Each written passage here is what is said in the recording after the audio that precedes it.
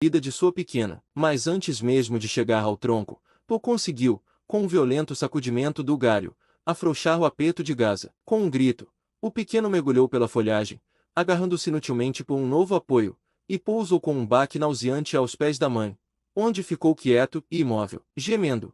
Teca se abaixou para levantar a forma imóvel em seus braços, mas no mesmo instante Toby estava sobre ela, lutando e mordendo. Ela lutava para se libertar, mas os músculos gigantes do grande touro eram demais para sua força menor. Toga atacou e estrangulou repetidamente até que, finalmente, meio inconsciente, ela caiu em uma quase submissão. Então o touro a levantou para o ombro e voltou para a trilha ao sul, de onde viera. No chão jazia a forma silenciosa do pequeno Gaza. Ele não gemia, ele não se movia. O sol subia lentamente em direção ao meridiano. Uma criatura maltrapilha, levantando o focinho para sentir o aroma da brisa da selva, rastejava pela vegetação rasteira. Era Dango, a hiena. Logo seu feio focinho surgiu através de algumas folhagens próximas e seus olhos cruéis se fixaram em Gaza. Ainda naquela manhã, Tarzan dos macacos havia ido para a cabana à beira-mar, onde passava muitas horas quando a tribo vagueava pelas proximidades. No chão jazia o esqueleto de um homem, tudo o que restava do antigo Lord Greystoke, deitado como havia caído cerca de 20 anos antes, quando Kershak, o grande macaco, o havia lançado ali, sem vida. Há muito tempo os cupins e os pequenos roedores haviam limpo os ossos robustos do inglês. Durante anos Tarzan o havia visto ali,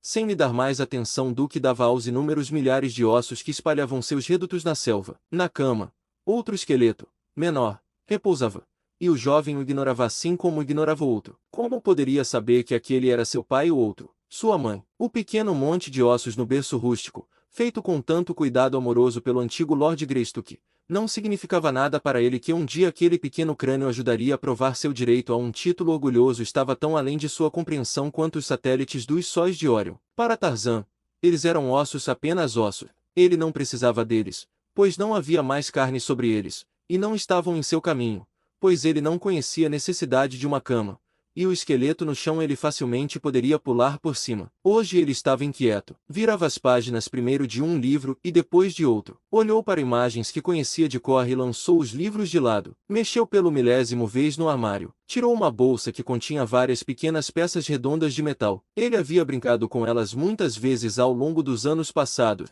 mas sempre as colocava cuidadosamente de volta na bolsa, e a bolsa no armário, na mesma prateleira onde a havia encontrado pela primeira vez. De maneiras estranhas, a hereditariedade se manifestava no homem macaco. Descendente de uma raça organizada, ele próprio era organizado sem saber o porquê. Os macacos deixavam as coisas espalhadas onde quer que seu interesse por elas diminuísse, na alta grama ou nos galhos altos das árvores. O que eles deixavam cair, às vezes encontravam novamente, por acaso, mas não os caminhos de Tarzan. Para seus poucos pertences, ele tinha um lugar e meticulosamente devolvia cada coisa ao seu devido lugar quando terminava de usá-la. As peças redondas de metal na pequena bolsa sempre o interessavam. Havia imagens em relevo em ambos os lados, cujo significado ele não compreendia completamente. As peças eram brilhantes e reluzentes. Ele achava divertido organizá-las em várias figuras sobre a mesa. Centenas de vezes ele brincara assim. Hoje, enquanto se entretinha, deixou cair uma linda peça amarela, um soberano inglês, que rolou para debaixo da cama onde jazia tudo o que restava de mortal da outrora bela Lady Alice. Fiel à sua maneira, Tarzan imediatamente se agachou sobre mãos e joelhos e procurou debaixo da cama pela moeda de ouro perdida. Por mais estranho que parecesse, ele nunca antes havia olhado debaixo da cama. Ele encontrou a moeda de ouro e algo mais, também uma pequena caixa de madeira com uma tampa solta. Tirando ambos de lá, ele devolveu a moeda ao seu saco, e o saco à sua prateleira dentro do armário. Então ele examinou a caixa. Ela continha uma quantidade de peças cilíndricas de metal, em forma de cone em uma extremidade e planas na outra, com uma borda saliente. Todas estavam bastante verdes e opacas, cobertas por anos de verdete. Tarzan retirou um punhado deles da caixa e os examinou. Ele esfregou um no outro e descobriu que o verde saía, deixando uma superfície brilhante em 2/3 de seu comprimento e um cinza opaco na ponta em forma de cone. Encontrando um pedaço de madeira, esfregou rapidamente um dos cilindros e foi recompensado com um brilho lustroso que o agradou. Ao seu lado pendia uma bolsa de bolso tirada do corpo de um dos numerosos guerreiros negros que ele havia matado. Nessa bolsa ele colocou um punhado dos novos brinquedos, pensando em polir mais tarde, ao seu gosto. Depois, ele recolocou a caixa debaixo da cama. Não encontrando mais nada que o divertisse, deixou a cabana e começou a voltar na direção da tribo. Pouco antes de alcançá-los, Ele ouviu uma grande comoção à sua frente, os gritos altos de Xizibalos, o latido e rosnado selvagem e furioso dos grandes touros. Instintivamente, ele aumentou a velocidade, pois os Kregas, que chegaram aos seus ouvidos, o avisavam de que algo estava errado com seus companheiros. Enquanto Tarzan estava ocupado com seus próprios afazeres na cabana de seu pai morto, Tal, o poderoso companheiro de Teca, havia caçado a cerca de 1 quilômetro ao norte da tribo. Finalmente, com a barriga cheia, ele voltou preguiçosamente para a clareira onde havia visto a tribo pela última vez e, logo, começou a passar pelos membros da tribo, dispersos sozinhos ou em duplas ou trios. Em nenhum lugar viu Teca ou Gaza, e logo começou a perguntar aos outros macacos onde eles poderiam estar, mas ninguém os havia visto recentemente. Agora, as classes inferiores não são extremamente imaginativas. Elas não, como você e eu,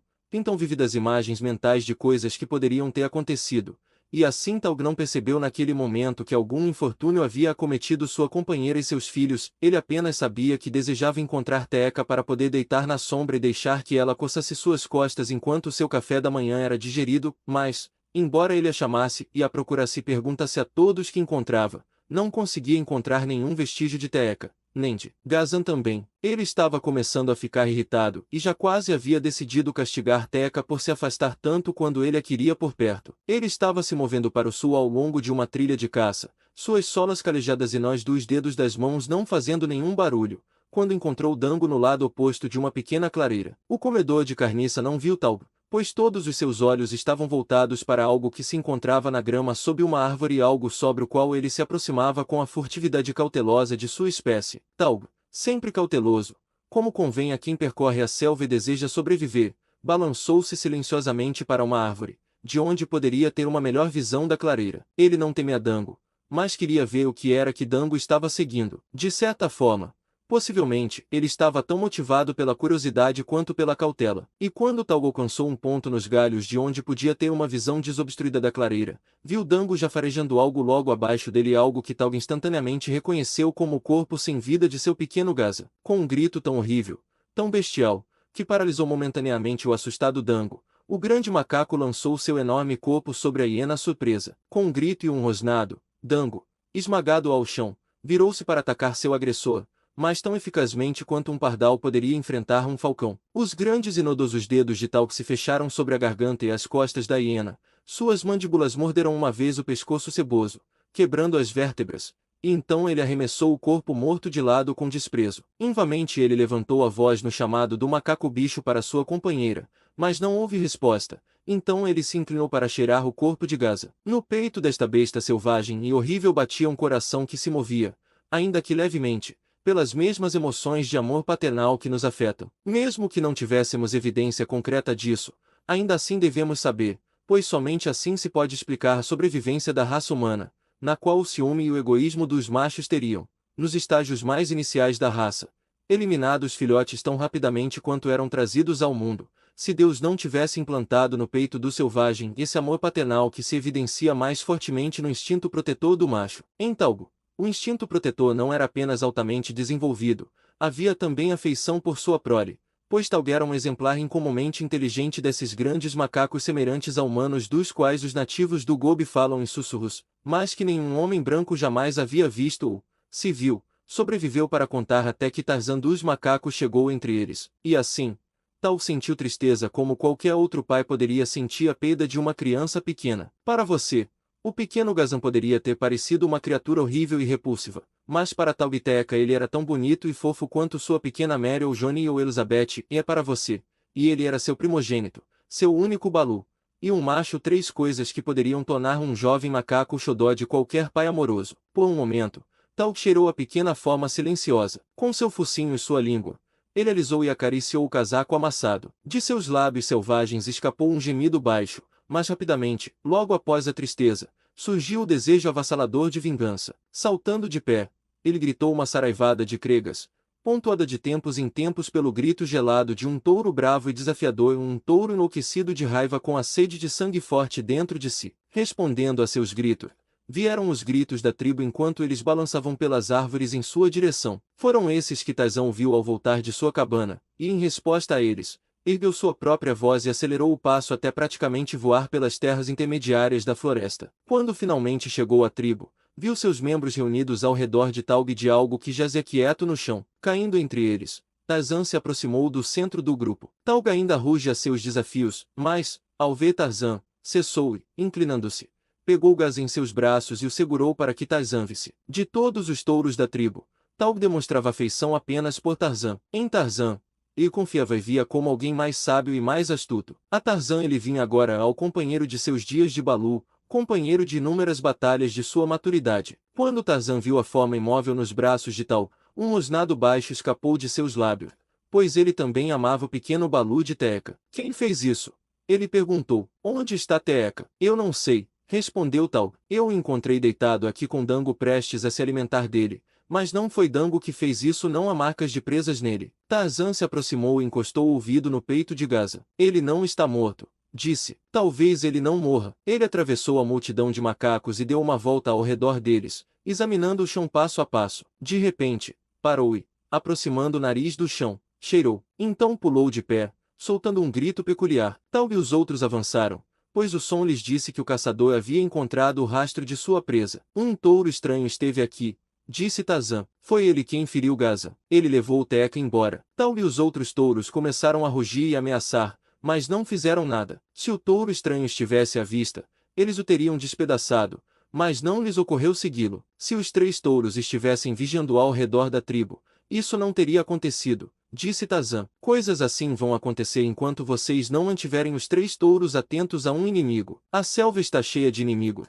E ainda assim vocês deixam seus X e seus Balus se alimentarem onde quiserem, sozinhos e desprotegidos. Tarzan vai agora, ele vai encontrar Teeka e trazê-la de volta para a tribo. A ideia agradou aos outros touros. Todos nós iremos, gritaram eles. Não, disse Tarzan, vocês não vão todos. Não podemos levar as X e os Balus quando saímos para caçar e lutar. Vocês devem ficar para protegê-los ou perderão todos. Eles coçaram a cabeça. A sabedoria de seu conselho estava surgindo para eles, mas, no começo, tinham se deixado levar pela nova ideia, a ideia de perseguir um infrator inimigo para arrancar sua recompensa e puni-lo. O instinto comunitário estava enraizado em seus caracteres ao longo de séculos de costumes. Não sabiam por que não tinham pensado em perseguir e punir o infrator, não podiam saber que era porque ainda não haviam alcançado um plano mental que lhes permitisse agir como indivíduo. Em tempos de estresse, o instinto comunitário os fazia se aglomerar em um rebanho compacto, onde os grandes touros, pelo peso de sua força e ferocidade combinadas, poderiam protegê-los melhor de um inimigo. A ideia de se separar para lutar contra um inimigo ainda não havia ocorrido a eles, era algo muito estranho aos costumes, muito contrário aos interesses da comunidade, mas para Tarzan era o primeiro e mais natural pensamento. Seus sentidos lhe diziam que havia apenas um único touro envolvido no ataque a Teeka e Gaza. Um único inimigo não precisava de toda a tribo para ser punido. 2 touros rápidos poderiam alcançá-lo rapidamente e resgatar Teeka. No passado, ninguém jamais tinha pensado em sair em busca das mulheres que eram ocasionalmente roubadas da tribo. Se Numa, Sabor, Cheta ou um macaco bufão errante de outra tribo por acaso levasse embora uma donzela ou uma matrona enquanto ninguém estava olhando, aquilo era o fim da história e ela se foi. Isso era tudo. O marido enlutado, se a vítima tivesse parceiro, rondava resmungando por 1 ou 2 dias então, se fosse forte o suficiente, tomava outra companheira dentro da tribo, e se não, vagava para longe na selva na esperança de roubar uma de outra comunidade. No passado, Tarzan dos macacos havia tolerado essa prática pelo fato de não ter interesse por aqueles que haviam sido roubados, mas Teeka havia sido seu primeiro amor e o Balu de Teeka ocupava um lugar em seu coração como o Balu de um próprio teria ocupado. Apenas uma vez antes Tarzan desejara seguir e se vingar. Isso havia acontecido anos atrás, quando Kulonga, filho de Bonga, o chefe, matou Kala. Então, sozinho, Tarzan perseguira e vingara. Agora, embora em menor grau, ele se sentia movido pela mesma paixão. Ele se voltou para Taug. Deixe Gazan com Munga, disse. Ela é velha, seus dentes estão quebrados e ela não presta para nada, mas pode cuidar de Gazan até voltarmos com Teeka. E se Gazan estiver morto quando retornarmos? Ele se virou para falar com Munga.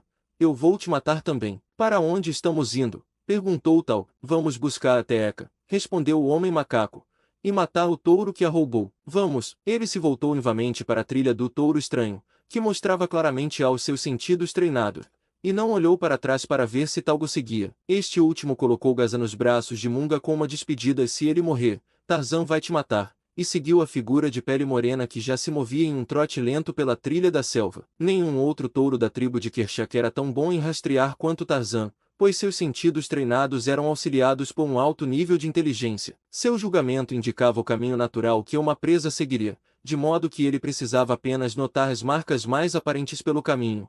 E hoje a trilha de Tug estava tão clara para ele quanto um texto impresso em uma página para você ou para mim. Seguindo de perto a figura ágil do homem macaco vinha um enorme e peludo macaco-búfalo. Nenhuma palavra passou entre eles. Moviam-se tão silenciosamente quanto duas sombras entre as inúmeras sombras da floresta. Atento como seus olhos e ouvidos, estava o nariz aristocrático de Tarzan. O rastro era recente, agora que haviam saído do alcance do forte odor de macaco da tribo.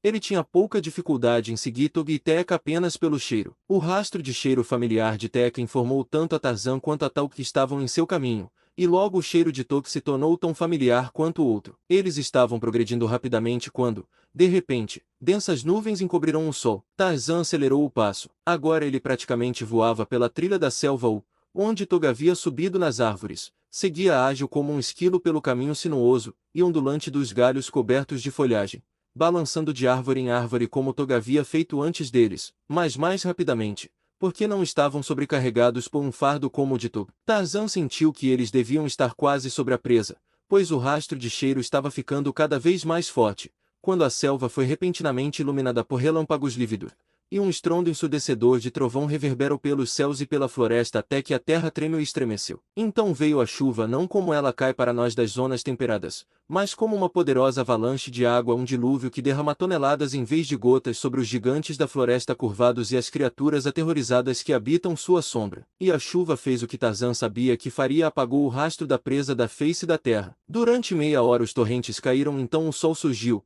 adornando a floresta com 1 milhão de gemas cintilantes, mas hoje o homem macaco, geralmente atento às maravilhas mutantes da selva, não as viu. Apenas o fato de que o rastro de Teca e de seu sequestrador for obliterado encontrou lugar em seus pensamentos. Mesmo entre os galhos das árvores há trilhas bem marcadas, assim como existem trilhas na superfície do solo, mas nas árvores elas se ramificam e se cruzam com mais frequência, já que o caminho é mais aberto do que entre a densa vegetação rasteira da superfície. Ao longo de uma dessas trilhas bem definidas, Tarzan e Tauk continuaram depois que a chuva cessou, porque o homem macaco sabia que este era o caminho mais lógico para o ladrão seguir, mas quando chegaram a uma bifurcação, ficaram sem saber o que fazer. Ali eles pararam, enquanto Tarzan examinava cada galho e folha que pudesse ter sido tocado pelo macaco fugitivo. Ele cheirou o tronco da árvore, e com seus olhos aguçados, procurou encontrar na casca algum sinal do caminho que a caça havia seguido. Era um trabalho lento, e o tempo todo, Tarzan sabia que o touro da tribo alienígena estava se afastando deles constantemente, ganhando preciosos minutos que poderiam levá-lo à segurança antes que eles conseguissem alcançá-lo. Primeiro ele seguiu por um caminho, depois por outro, aplicando todos os testes que sua maravilhosa habilidade na selva conhecia, mas, repetidas vezes, ele ficava perplexo, pois o cheiro havia sido lavado pela forte chuva em todos os lugares expostos. Durante meia hora Tarzan e Tauk buscaram, até que, finalmente, no fundo de uma folha larga, o olfato aguçado de Tarzan captou a fraca trilha do cheiro de Tug, onde a folha havia roçado em um ombro peludo enquanto o grande macaco passava pela folhagem. Mais uma vez, os dois retomaram a trilha, mas o andamento agora era lento, e havia muitos atrasos desanimadores quando os rastros pareciam perdidos sem possibilidade de recuperação. Para você ou para mim, não haveria rastros, mesmo antes da chegada da chuva, exceto, possivelmente, onde Tug havia descido ao chão e seguido uma trilha de caça. Em tais lugares, a marca de um enorme pé em forma de mão e os ossos de um grande punho às vezes estavam claros o suficiente para que um mortal comum pudesse ler. Tarzan sabia, por essas e outras indicações, que o macaco ainda carregava a Teca. A profundidade da marca de seus pés indicava um peso muito maior do que o de qualquer um dos touros maiores,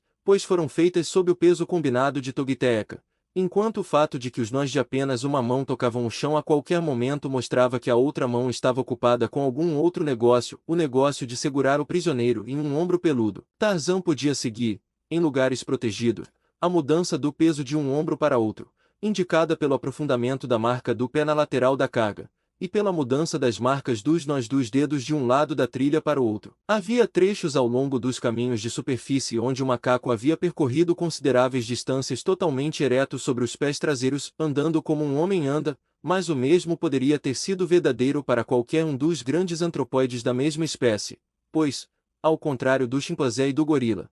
Eles caminham sem a ajuda das mãos tão facilmente quanto com ela. No entanto, foram essas coisas que ajudaram a identificar para Tarzan e Tauga a aparência do sequestrador, e com seu cheiro individual característico já impressamente indelével em suas memórias, eles estavam em uma posição muito melhor para reconhecê-lo quando o encontrassem, mesmo que ele tivesse se livrado de Teca antes, do que um detetive moderno com suas fotografias e medidas de Bertillon, equipado para reconhecer um fugitivo da justiça civilizada. Mas, com todas as suas faculdades perceptivas altamente sensíveis e delicadamente afinadas, os dois touros da tribo de Kershak frequentemente enfrentavam grandes dificuldades para seguir a trilha, e no melhor cenário, ficavam tão atrasados que, na tarde do segundo dia, ainda não haviam alcançado o fugitivo. O cheiro agora era forte, pois havia sido feito desde a chuva, e Tarzan sabia que não demoraria muito para que encontrassem o ladrão e seu saque. Acima deles, enquanto avançavam furtivamente, tagarelava Manu, o macaco, e seus 1000 companheiros, ganhavam e gritavam os pássaros de garganta metálica, zumbias uniam os incontáveis insetos entre o farfalhar das folhas da floresta, à medida que passavam. Um pequeno barbudo cinzento, chiando e resmungando em um galho balançante, olhou para baixo e os viu. Instantaneamente, as broncas e o chiado cessaram, e o ácaro de cauda longa saiu correndo como se Cheta, a pantera, tivesse sido dotada de asas e estivesse em sua perseguição. A todas as aparências, ele era apenas um macacozinho muito assustado, fugindo pela própria vida. Não parecia haver nada de sinistro nele. E quanto a Teca durante todo esse tempo? Será que ela finalmente se resignou ao seu destino e acompanhou seu novo companheiro com a humildade adequada de um cônjuge amoroso e dócil? Um único olhar para a dupla teria respondido a essas perguntas para a total satisfação dos mais suspeitos. Ela estava rasgada e sangrando de muitos ferimentos, infligidos pelo taciturno Tog em seus esforços vãos para subjugá-la à sua vontade, e Tog também foi desfigurado e mutilado, mas, com teimosia, ainda se agarrava ao seu prêmio agora inútil. Através da selva, ele abriu caminho na direção do território da sua tribo. Esperava que seu rei tivesse esquecido sua traição, mas, se não, ainda estava resignado ao seu destino. Qualquer destino seria melhor do que sofrer mais tempo na única companhia daquela criatura terrível, e além disso, desejava mostrar sua cativa aos seus companheiros. Talvez ele pudesse desejá-la ao rei, e é possível que tal pensamento o impulsionasse a continuar. Finalmente, eles se depararam com 2 touros se alimentando em um bosque parecido com um parque, um belo bosque pontilhado de enormes pedras meio enterradas na rica terra, monumentos mudos, possivelmente, de uma era esquecida, quando poderosos glaciares deslizavam devagar por onde agora um sol tórrido incide sobre uma selva tropical. Os 2 touros olharam para cima, mostrando longas presas de luta, quando Tog apareceu à distância. Este reconheceu os 2 como amigos. É Tog. Rosnou. Tog voltou com uma nova fêmea. Os macacos esperaram sua aproximação. Teca virou um rosto rosnando, com presas, na direção deles. Ela não era bonita de se ver, mas através do sangue e do ódio em seu semblante, eles perceberam que ela era bela, e invejaram Togwai. Eles não conheciam Teca. Enquanto se agachavam olhando uns para os outros, atravessou pelas árvores em direção a eles um macaquinho de rabo comprido com bigodes grisalhos. Ele estava muito excitado quando parou em um galho da árvore, diretamente acima. 2 touros estranhos estão vindo, ele gritou. Um é um mangani, o outro um macaco horrível sem pelos no corpo. Eles seguem o rastro de Tog. Eu os vi. Os 4 macacos voltaram os olhos para trás, ao longo do caminho por onde Tog acabará de passar. Então se entreolharam por um minuto. Venham, disse o maior dos 2 amigos de Tog.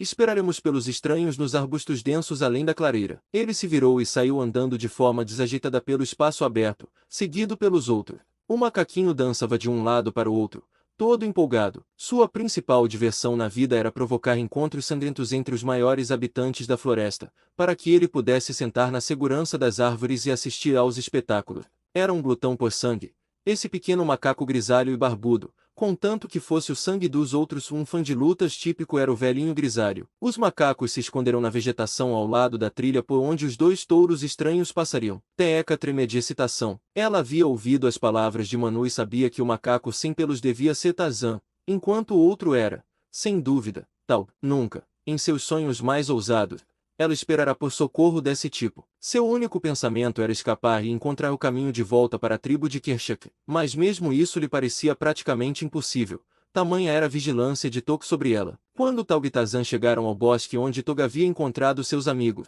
o cheiro do macaco tornou-se tão forte que ambos souberam que a presa estava a poucos metros à frente. E assim eles seguiram ainda mais cautelosamente, pois desejavam surpreender o ladrão por trás, se pudessem, e atacá-lo antes que ele percebesse sua presença. Que um pequeno macaco de bigodes grisalhos os tivesse antecipado eles não sabiam, nem que 3 pares de olhos selvagens já observavam cada movimento deles, esperando que se aproximassem ao alcance de patas coçando e mandíbulas salivantes. Então eles atravessaram o bosque. Ao entrarem no caminho que levava a densa selva adiante, um súbito Kriegá soou bem perto deles, um Kriegá na voz familiar de Teeka. Os pequenos cérebros de Tog e seus companheiros não haviam conseguido prever que Teeka pudesse traí-lo.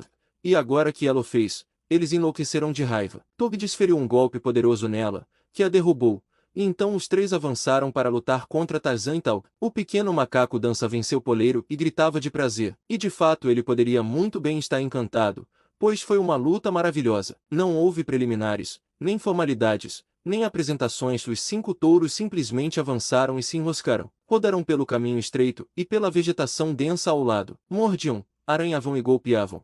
E o tempo todo mantinham o coro mais aterrorizante de rosnado, látidos e rugido. Em 5 minutos estavam rasgados e sangrando, e o pequeno grisalho saltava alto, soltando seus bravos primitivos, mas sua postura era sempre de polegares para baixo. Ele queria ver algo morto. Não se importava se fosse amigo ou inimigo. Era sangue o que ele queria, sangue e morte. Talga havia sido atacado por Tog e outro dos macacos, enquanto Tarzan enfrentava o terceiro, um enorme bruto com a força de um búfalo. Nunca antes o agressor de Tarzan havia visto uma criatura tão estranha quanto este touro escorregadio e sem pelos com o qual ele lutava. Suor e sangue cobriam o pelo suave e marrom de Tarzan. Vez após vez, ele escapava das garras do grande touro, e durante todo o tempo lutava para liberar sua faca de caça da bainha em que ela estava presa. Finalmente ele conseguiu. Uma mão morena se esticou e agarrou um pescoço peludo. Outra subiu agarrando a lâmina afiada. 3 golpes rápidos e poderosos e o touro relaxou com um gemido, caindo mole diante de seu oponente. Instintivamente,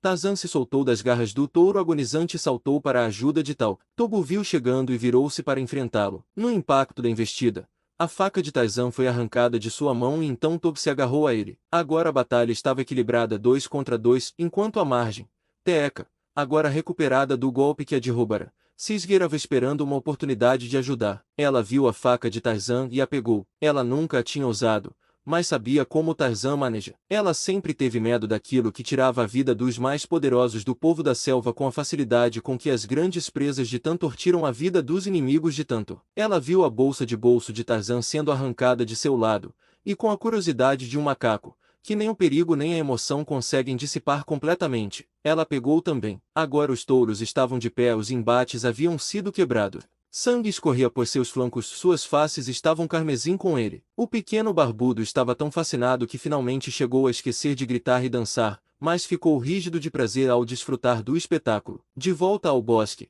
Tarzan e Talgo forçaram seus adversários. Teeka seguia lentamente, mal sabia o que fazer. Estava manca, dolorida e exausta pelo terrível percalço pelo qual passará, e tinha a confiança típica de seu sexo na coragem de seu companheiro e do outro touro de sua tribo. Eles não precisariam da ajuda de uma fêmea na batalha contra esses 2 estranhos. Os rugidos e gritos dos combatentes reverberavam pela selva, despertando os ecos nas colinas distantes. Da garganta do antagonista de Tarzan vieram uma série de cregas, e agora de trás veio a resposta que ele aguardava. No bosque, latindo e rosnando, entrou uma dúzia de enormes gorilas machos, os guerreiros da tribo de Tog. Teeka os viu primeiro e gritou um aviso para Tarzan e Tal. Então ela fugiu passando pelos lutadores em direção ao lado oposto da clareira, sendo tomada pelo medo por um momento. Nem se pode censurá-la depois do terrível sofrimento do qual ela ainda estava se recuperando. Sobre eles vieram os grandes macacos. Em um instante, Tarzan e Tal seriam despedaçados, formando mais tarde a peça principal da orgia selvagem de Dundum. Teeka se virou para olhar para trás. Ela viu o destino iminente de seus defensores e, em seu peito selvagem, surgiu a centelha do martírio, que algum ancestral comum tinha transmitido igualmente a Teeka, a macaca selvagem, e as gloriosas mulheres de uma ordem superior que tem convidado a morte por seus homens. Com um grito agudo, ela correu em direção aos combatentes que rolavam em uma grande massa ao pé de uma das enormes pedras que pontilhavam a clareira. Mas o que ela poderia fazer? A faca que segurava não podia usar com vantagem devido à sua força menor. Ela tinha visto Tarzan lançar mísseis, e aprenderá isso com muitas outras coisas de seu amigo de infância. Ela procurou algo para lançar e, por fim, seus dedos tocaram os objetos duros na bolsa que havia sido arrancada do homem macaco. Rasgando o recipiente, ela pegou um punhado de cilindros brilhantes pesados para o tamanho, pareciam-lhe, e bons projéteis. Com todas as suas forças, ela os arremessou nos macacos que lutavam na frente do bloco de granito. O resultado surpreendeu Teca tanto quanto surpreendeu os macacos. Houve uma explosão alta, que deixou os lutadores surdos,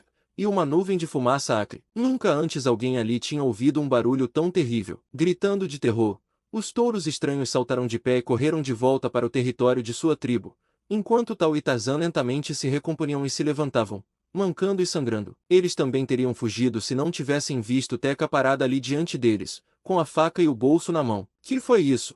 Perguntou Tarzan. Teca balançou a cabeça. Eu joguei isso nos touros estranhos, disse ela, mostrando um punhado dos cilindros metálicos brilhantes com as extremidades cinza opacas em formato de cone. Tarzan olhou para eles e coçou a cabeça. O que são? Perguntou Tao. Não sei, disse Tarzan. Eu os encontrei. O pequeno macaco de barba cinza parou entre as árvores a 1 milha de distância e se encolheu, aterrorizado, contra um galho. Ele não sabia que o morto pai de Tarzan dos macacos, alcançando do passado através de 20 anos, havia salvado a vida de seu filho. Nem Tarzan, Lord Greystoke, sabia disso também. Capítulo X. Uma piada na selva. O tempo raramente pesava nas mãos de Tarzan, mesmo onde a monotonia. Não pode haver tédio se grande parte dessa continuidade consiste em escapar da morte primeiro de uma forma e depois de outra, ou em infligir a morte a outro. Há um tempero nessa existência, mas mesmo esse Tarzan dos macacos variava nas atividades de sua própria invenção. Ele já estava crescido agora, com a graça de um deus grego e a força de um touro, e todos os princípios da vida dos macacos. Deveria ser taciturno, sisudo e contemplativo, mas não era. Seu espírito parecia não envelhecer de forma alguma. Ele ainda era uma criança brincalhona, para grande desconcerto de seus companheiros macacos. Eles não conseguiam entendê-lo nem seus modos, pois, com a maturidade, rapidamente esqueciam sua juventude e suas brincadeiras. Nem Tarzan conseguia entendê-los completamente. Parecia estranho para ele que há algumas luas, ele tivesse laçado Tao pelo tornozelo e o arrastado aos gritos através das altas ervas da selva, e então rolado e brincado numa batalha de imitação bem-humorada quando o jovem macaco se libertou.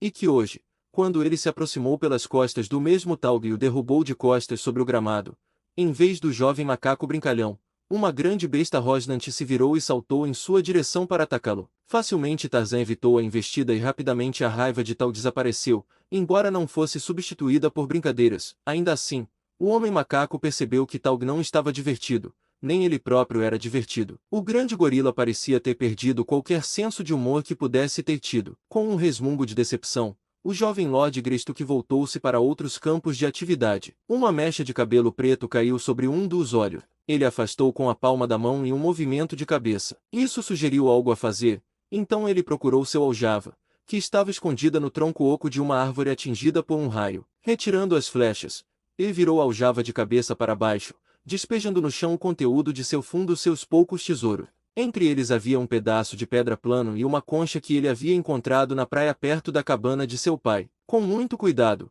ele esfregava a borda da concha para frente e para trás sobre a pedra plana até que a borda macia ficasse bastante fina e afiada. Ele trabalhava de maneira muito semelhante a um barbeiro ao afiar uma lâmina, e com todas as evidências de prática semelhante, mas sua habilidade era o resultado de anos de esforço meticuloso. Sem ajuda, ele havia desenvolvido um método próprio para afiar a concha. Ele até testava com a almofada do polegar, e quando aprovada, agarrava um tufo de cabelo que caía sobre seus olhos, segurava-o entre o polegar e o indicador da mão esquerda e cerrava com a concha afiada até que se separasse. Ao redor de toda a sua cabeça ele continuava até que seu cabelo negro fosse grosseiramente cortado com uma franja irregular na frente. Ele não se preocupava com a aparência, mas no que dizia respeito à segurança e ao conforto, isso significava tudo. Um fio de cabelo caindo nos olhos no momento errado poderia representar a diferença entre a vida e a morte, enquanto fios desgrenhados, pendendo pelas costas, eram muito desconfortáveis, especialmente quando molhados de orvalho, chuva ou suor. Enquanto Tarzan trabalhava em sua tarefa tonsorial,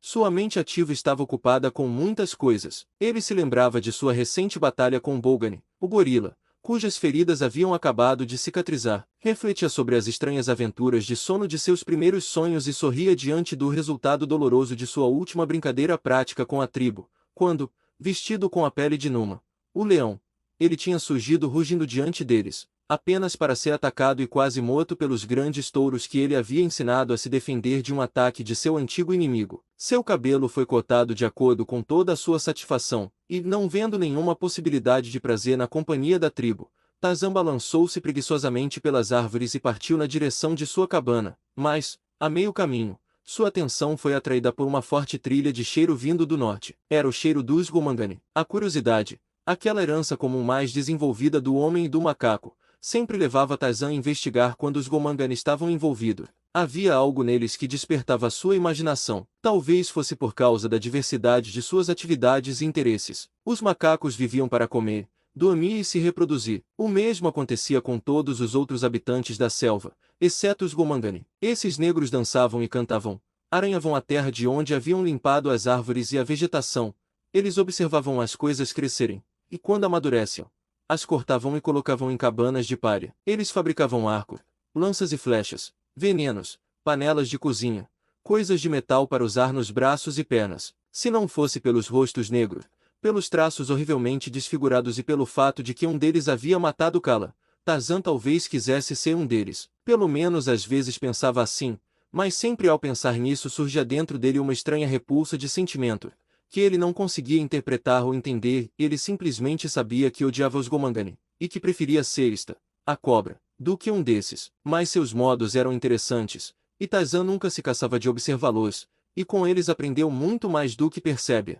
Embora seu pensamento principal sempre fosse encontrar alguma nova maneira de tornar a vida deles miserável. Provocar os negros era o principal entretenimento de Tarzan. Tarzan percebeu agora que os negros estavam muito próximos e que eram muitos. Então ele se moveu silenciosamente, e com grande cautela, sem fazer barulho.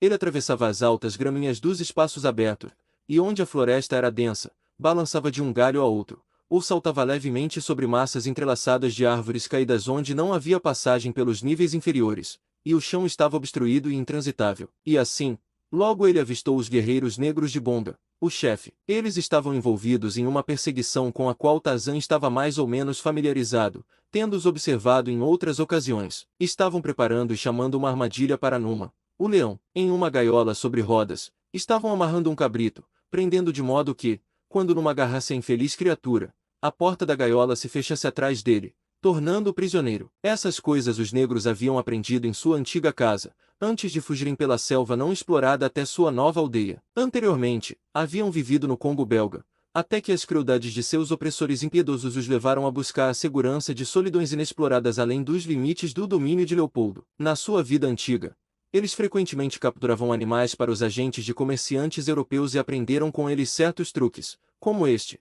que lhes permitia capturar até mesmo Numa sem machucá-lo, e transportá-lo em segurança e com relativa facilidade para sua aldeia. Não havia mais um mercado branco para suas mercadorias selvagens, mas ainda havia um incentivo suficiente para capturar Numa vivo. Primeiro, havia a necessidade de livrar a selva de predadores de homens, e foi somente após as depredações por esses flagelos terríveis e sombrios que uma caça ao leão era organizada. De forma secundária, a desculpa para uma orgia de celebração era que a caçada foi bem sucedida, e o fato de tais festas serem tornadas duplamente prazerosas pela presença de uma criatura viva que poderia ser morta por tortura. Tarzan havia testemunhado esses rituais cruéis no passado. Sendo ele próprio mais selvagem do que os guerreiros selvagens dos Gomangani, não ficava tão chocado com a crueldade deles quanto deveria. Ainda assim, eles o chocavam. Ele não conseguia entender o estranho sentimento de repulsa que o possuía nesses momentos. Ele não tinha amor por Numa, o leão. Ainda assim se enchia de raiva quando os negros infligiam ao seu inimigo tais indignidades e crueldades que somente de um ser moldado à imagem de Deus poderia conceber. Em 2 ocasiões ele havia libertado Numa da armadilha antes que os negros retornassem para descobrir o sucesso ou fracasso de sua empreitada. Ele faria o mesmo hoje e decidiu imediatamente ao perceber a natureza das intenções deles. Deixando a armadilha no centro de uma ampla trilha de elefantes perto do lago,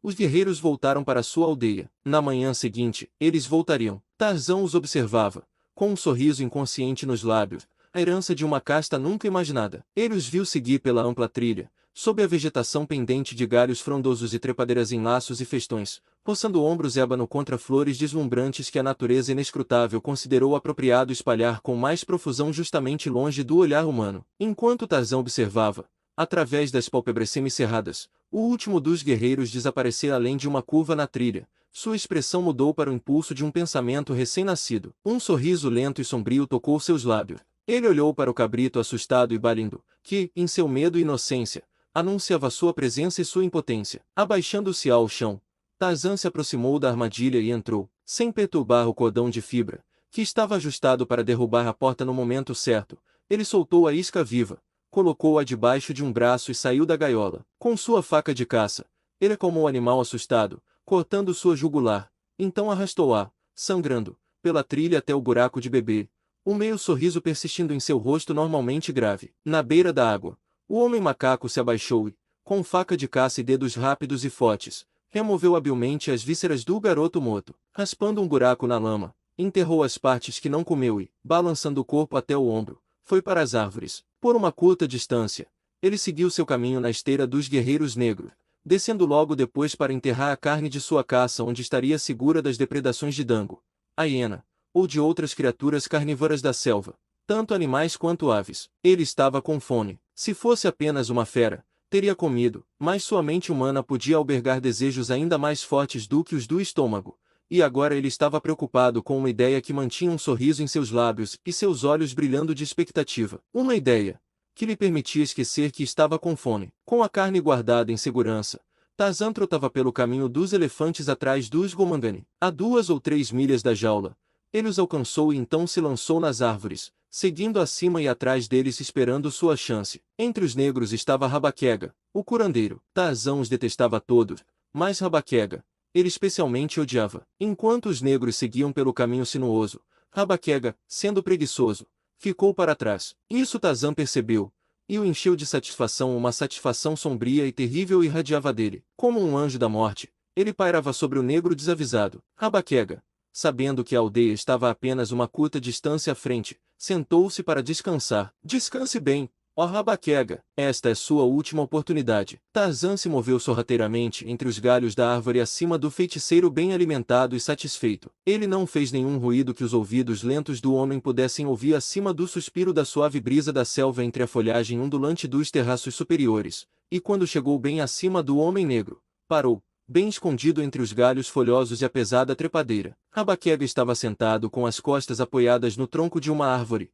de frente para Tarzan. A posição não era a que a fera predadora desejava, e assim, com a paciência infinita do caçador selvagem, o homem macaco agachou-se imóvel e silencioso como uma imagem esculpida até que o fruto estivesse maduro para ser colhido. Um inseto venenoso zumbia furiosamente do espaço. Ele pairava, circulando, perto do rosto de Tarzan. O homem macaco viu e o reconheceu. O veneno da sua ferroada significava morte para seres menores que ele. Para ele isso significaria dias de angústia. Ele não se moveu. Seus olhos reluzentes permaneceram fixos em Rabaquega após reconhecer a presença da tortura alada com um único olhar. Ele ouviu e seguiu os movimentos do inseto com seus ouvidos aguçados, e então sentiu ele pousar em sua testa. Nenhum músculo se contraiu, pois os músculos de alguém como ele são servos do cérebro. Pelo seu rosto deslizava coisa horrenda sobre o nariz, os lábios e o queixo. Sobre a garganta, ela parou, ao se virar, refez os passos. Tarzan observava Rabaquega. Agora nem mesmo seus olhos se moviam. Tão imóvel ficou que apenas a morte poderia espelhar tal inércia. O inseto rastejou pela bochecha cor-de-noz e parou,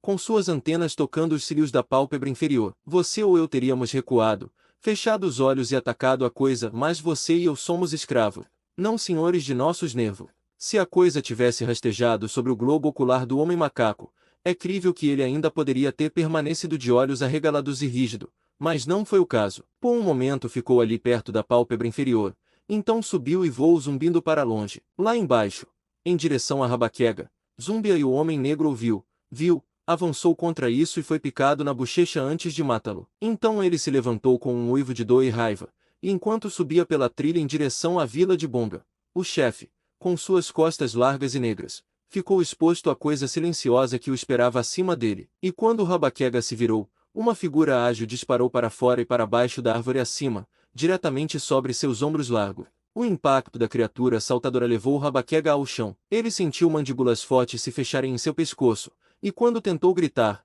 dedos de aço apertaram sua garganta. O poderoso guerreiro negro lutou para se libertar, mas ele era como uma criança nas mãos de seu adversário. Neste momento, Tarzan soltou seu apeto na garganta do outro, mas cada vez que Rabaquega tentava gritar, Os dedos cruéis o sufocavam dolorosamente. Finalmente, o guerreiro desistiu. Então Tarzan se levantou parcialmente e se ajoelhou sobre as costas de sua vítima.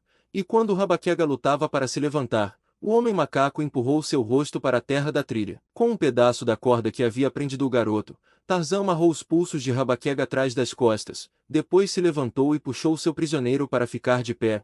O fez virar de volta pela trilha e o empurrou à frente. Só quando se levantou Rabaquega conseguiu olhar diretamente para seu agressor. Quando viu que era o Deus Diabo Branco, seu coração afundou dentro dele e seus joelhos tremeram mais, enquanto caminhava pela trilha à frente de seu captor, sem se ferir nem incomodar. Seu ânimo subiu lentamente, de modo que ele recuperou o ânimo. Possivelmente o Deus Demônio não pretendia matá-lo afinal. Será que ele não teve a pequena Tibu em seu poder por dias sem machucá-lo, e não poupou Momaia, mãe de Tibu, quando facilmente poderia tê-la matado? E então eles se depararam com a jaula que Rabaquega, junto com os outros guerreiros negros da vila de Bonga, o chefe, havia colocado e preparado como isca para Numa. Rabaquega viu que a isca havia desaparecido, embora não houvesse leão dentro da jaula, nem a porta estivesse abaixada. Ele viu isso e ficou tomado de admiração, não sem um certo receio. Passou por sua mente pouco perspicaz que, de alguma forma, essa combinação de circunstâncias tinha uma conexão com sua presença ali como prisioneiro do Deus Diabo Branco. Nem ele estava errado. Tarzan o empurrou bruscamente para a jaula,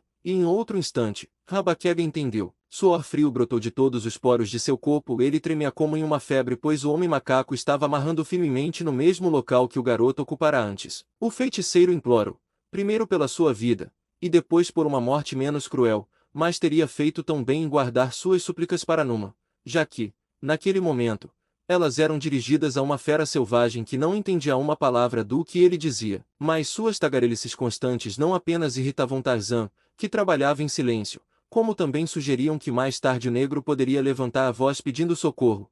Então ele saiu da jaula, colheu um punhado de grama em um pequeno graveto, e ao retornar, enfiou a grama na boca de Rabaquega, colocou o graveto transversalmente entre seus dentes e o prendeu ali com a tira da tanga de Rabaquega. Agora o curandeiro só podia revirar os olhos e suar. Assim Tarzan o deixou. O homem macaco foi primeiro ao local onde havia escondido o corpo do garoto. Desenterrando, subiu em uma árvore e começou a saciar sua fome. O que restou ele invamente enterrou. Em seguida, balançou-se pelas árvores até a lagoa, chegando ao lugar onde água fresca e fria borbulhava entre duas pedras, bebeu profundamente. Os outros animais poderiam entrar na água e beber água estagnada, mas não Tarzan dos macacos. Nesses assuntos ele era exigente. Lavou de suas mãos todos os vestígios do odor repugnante dos Gomangani, e de seu rosto o sangue do garoto. Levantando-se, esticou-se não muito diferente de um grande gato preguiçoso, subiu em uma árvore próxima e adormeceu. Quando ele acordou, estava escuro, embora uma fraca luminosidade ainda atingisse os céus a oeste. Um leão gemeu e tossiu enquanto atravessava a selva em direção à água. Estava se aproximando do ponto de água. Tarzan sorriu sonolento,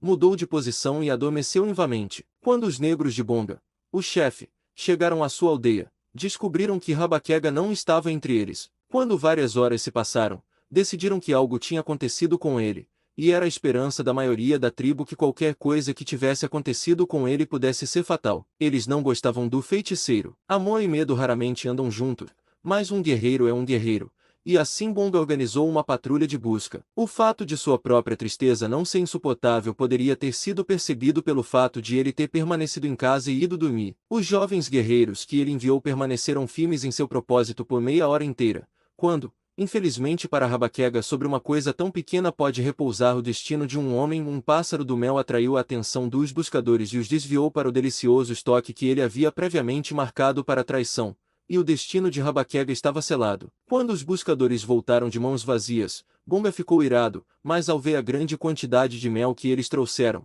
sua raiva diminuiu. Já Tubutu, jovem, ágil e de maus pensamentos, com o rosto horrivelmente pintado, praticava a arte negra em um bebê doente na esperançosa ilusão de suceder ao cargo e aos privilégios de Rabaquega. Hoje à noite, as mulheres do velho feiticeiro o uivariam e lamentariam. Amanhã ele seria esquecido. Assim é a vida. Assim é a fama.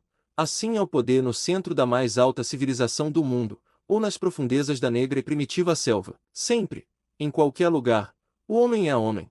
E não mudou muito sob sua aparência desde que se escondeu em um buraco entre duas pedras para escapar do tiranossauro.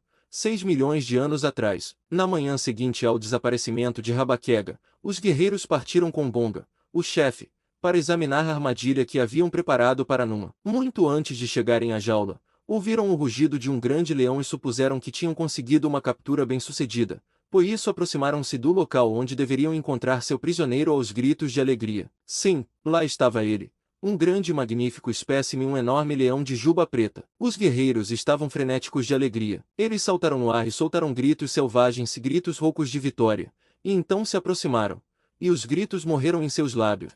E seus olhos se arregalaram de modo que o branco se vestia ao redor de suas íris. E seus lábios inferiores pendentes caíram com as mandíbulas caídas. Eles recuaram aterrorizados ao ver dentro da gaiola o cadáver mutilado e despedaçado do que, ontem, fora Rabaquega, o curandeiro. O leão capturado estava furioso e assustado demais para se alimentar do corpo de sua presa, mas ele despejou sobre ela grande parte de sua raiva, até que foi algo assustador de se ver. Do seu poleiro em uma árvore próxima, Tarzan dos macacos, Lord Greystoke, olhou para os guerreiros negros e sorriu. Mais uma vez, seu orgulho pessoal em sua habilidade como brincalhão se manifestou. Ele havia estado adormecido por algum tempo após a dolorosa surra que receberá na ocasião em que saltou entre os macacos de Kerchak vestido com a pele de Numa, mas esta brincadeira havia sido um sucesso decidido. Depois de alguns momentos de terror, os negros se aproximaram da gaiola, a raiva tomando lugar do medo, raiva e curiosidade. Como Rabaquega havia ido parar na gaiola? Onde estava o menino? Não havia sinal nem vestígio da isca original. Eles olharam de perto e viram, para o horror deles, que o cadáver de seu antigo companheiro estava amarrado com a própria corda com a qual haviam prendido o menino. Quem poderia ter feito tal coisa? Eles se olharam. Túbuto foi o primeiro a falar. Ele tinha saído naquela manhã com esperança na expedição. Em algum lugar, ele poderia encontrar evidências da morte de Rabaquega. Agora ele a tinha encontrado, e foi o primeiro a buscar uma explicação. O Deus Demônio Branco, sussurrou, é obra do Deus Demônio Branco. Ninguém contradisse Túbuto, pois, de fato, quem mais poderia ter sido senão o grande macaco sem pelos que todos temiam tanto? E assim, o ódio deles por Tarzan aumentava vivamente junto com o aumento do medo dele. E Tarzan sentou-se em sua árvore e se abraçou. Ninguém ali sentiu tristeza pela morte de Rabaquega, mas cada um dos negros experimentou um medo pessoal da mente engenhosa que poderia descobrir para qualquer um deles uma morte igualmente horrível àquela que o feiticeiro havia sofrido. Era uma companhia contida e pensativa que arrastava o leão cativo ao longo da ampla trilha de elefante de volta à aldeia de Bonga, o chefe. E foi com um suspiro de alívio que eles finalmente o levaram para a aldeia e fecharam os portões atrás de si. Cada um havia experimentado a sensação de estar sendo espionado desde o momento em que deixou o local onde a armadilha havia sido preparada, embora nenhum tivesse visto ou ouvido qualquer coisa que desse substância concreta aos seus medos. Ao ver o corpo dentro da jaula com o leão, as mulheres e crianças da aldeia levantaram um lamento horrível, mergulhando-se em uma histeria jubilosa que superava de longe a felicidade mórbida experimentada por seus protótipos mais civilizados, que fazem negócio de dividir seu tempo entre o cinema e os funerais de vizinhos e amigos, especialmente estranhos. De uma árvore que se projetava sobre a paliçada, Tarzan observava tudo o que acontecia dentro da aldeia. Ele viu as mulheres frenéticas provocando o grande leão com gravetos e pedras. A crueldade dos negros para com o cativo sempre despertava em Tarzan um sentimento de desprezo irritado pelos Gomangani. Se ele tentasse analisar esse sentimento, teria dificuldade, pois durante toda a sua vida estava acostumado a cenas de sofrimento e crueldade. Ele próprio era cruel. Todos os animais da selva eram cruéis, mas a crueldade dos negros era de outra ordem. Era a crueldade da tortura gratuita e do desamparo, enquanto a crueldade de Tarzan e dos outros animais era a crueldade da necessidade ou da paixão. Talvez, se ele soubesse disso, pudesse ter atribuído esse sentimento de repugnância ao ver sofrimento desnecessário à hereditariedade, ao germe do amor britânico pela justiça leal que lhe fora legado por seu pai e sua mãe. Mas, é claro, ele não sabia, já que ainda acreditava que sua mãe fora Kala, o grande macaco. E exatamente na medida em que sua raiva contra os Gomangani aumentava, sua simpatia selvagem se dirigia a Numa, o leão, pois, embora Numa fosse seu inimigo de toda a vida, não havia amargura nem desprezo nos sentimentos de Tarzan em relação a ele. Na mente do homem macaco, portanto, formou-se a determinação de frustrar os negros e libertar o leão, mas ele deveria realizar isso de alguma forma que causasse aos Gomangani o maior desgosto e frustração. Enquanto agachava ali, observando o que acontecia abaixo dele, ele viu os guerreiros se apossarem da gaiola mais uma vez e arrastá-la entre duas cabanas. Tarzan sabia que ela permaneceria ali até a noite, e que os negros planejavam um banquete e orgia em celebração à captura. Quando viu que 2 guerreiros foram colocados ao lado da gaiola, e que eles afastaram as mulheres, crianças e jovens que, eventualmente, teriam torturado Numa até a morte. Ele soube que o leão estaria seguro até ser necessário para o entretenimento da noite, quando seria torturado de forma mais cruel e científica para a instrução de toda a tribo. Agora Tarzan preferia atrair os negros de maneira tão teatral quanto sua imaginação fértil pudesse criar. Ele tinha uma noção vaga de seus medos supersticiosos e de seu receio especial da noite, e assim decidiu esperar até que a escuridão caísse e os negros, parcialmente levados à histeria por suas danças e ritos religiosos, antes de tomar quaisquer medidas para libertar Numa. Enquanto isso, esperava que uma ideia adequada às possibilidades dos vários fatores em jogo lhe ocorresse, e não demorou muito para que uma surgisse. Ele havia balançado pela selva em busca de comida quando o plano lhe ocorreu. A princípio, isso fez sorrir um pouco e depois parecer duvidoso, pois ele ainda mantinha uma memória vívida dos resultados terríveis que haviam seguido a execução de uma ideia muito maravilhosa em linhas quase idênticas, mas não abandonou sua intenção. E um momento depois, com a comida temporariamente esquecida, ele estava balançando pelas terras médias em voo rápido em direção ao território da tribo de Kershak, o grande macaco. Como era seu costume, ele pousou no meio do pequeno grupo sem anunciar sua aproximação, exceto por um grito horrível bem quando pulou de um galho acima deles. Sortudos são os macacos de Kershak que sua espécie não sofre insuficiência cardíaca, pois os métodos de Tarzan os submeterão a um choque severo após o outro, e eles jamais conseguiram se acostumar ao estilo peculiar de humor do homem-macaco. Agora, quando eles viram quem era, apenas rosnaram e resmungaram irritados por um momento e então retomaram sua alimentação ou suas sonecas, que ele havia interrompido, e ele, tendo feito sua pequena brincadeira, dirigiu-se à árvore oca onde guardava seus tesouros, escondidos dos olhos e dedos curiosos de seus companheiros e dos pequenos manos travessos. Ali ele retirou uma pele cuidadosamente enrolada à pele de Numa com a cabeça ainda presa, um engenhoso trabalho de cura e montagem primitiva, que já fora propriedade do feiticeiro Rabaquega, até que Tarzan havia roubado da aldeia. Com isso, ele seguiu de volta pela selva em direção à aldeia dos negros, parando para caçar e se alimentar pelo caminho, à tarde, até cochilando por uma hora, de modo que já era crepúsculo quando entrou na grande árvore que se projetava sobre a paliçada e lhe dava uma vista de toda a aldeia. Ele viu que Numa ainda estava vivo, e que os guardas até cochilavam ao lado da gaiola. Um leão não é grande novidade para um negro na região dos leões, e com o primeiro impulso aguçado de seu desejo de atormentar a fera já passado, os Aldeões prestavam pouca ou nenhuma atenção ao grande felino, preferindo agora aguardar o grande acontecimento da noite. Não passou muito tempo depois do anoitecer para que as festividades começassem. Ao som de tambores, um guerreiro solitário, agachado e meio curvado, saltou para a luz do fogo no centro de um grande círculo de outros guerreiros, atrás dos quais estavam, de pé ou agachadas, as mulheres e as crianças. O dançarino estava pintado e armado para a caça, e seus movimentos e gestos sugeriam a busca pelo rastro da presa. Curvando-se,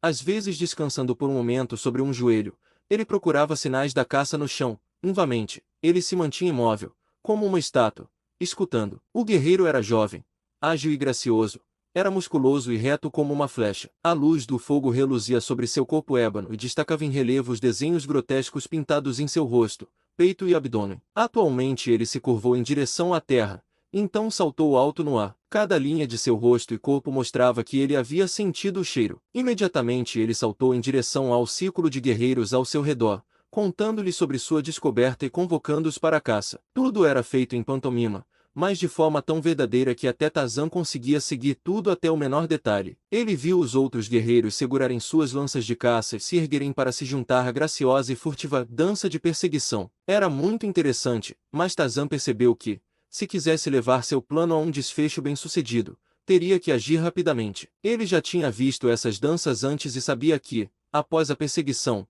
viria o cerco à presa e depois a caçada, durante a qual Numa seria cercado pelos guerreiros, inacessível. Com a pele de leão sob um braço, o homem-macaco caiu no chão, nas sombras densas sob a árvore, e então circulou atrás das cabanas até sair diretamente na parte de trás da jaula, onde Numa caminhava nervosamente de um lado para o outro. A jaula estava agora sem guarda.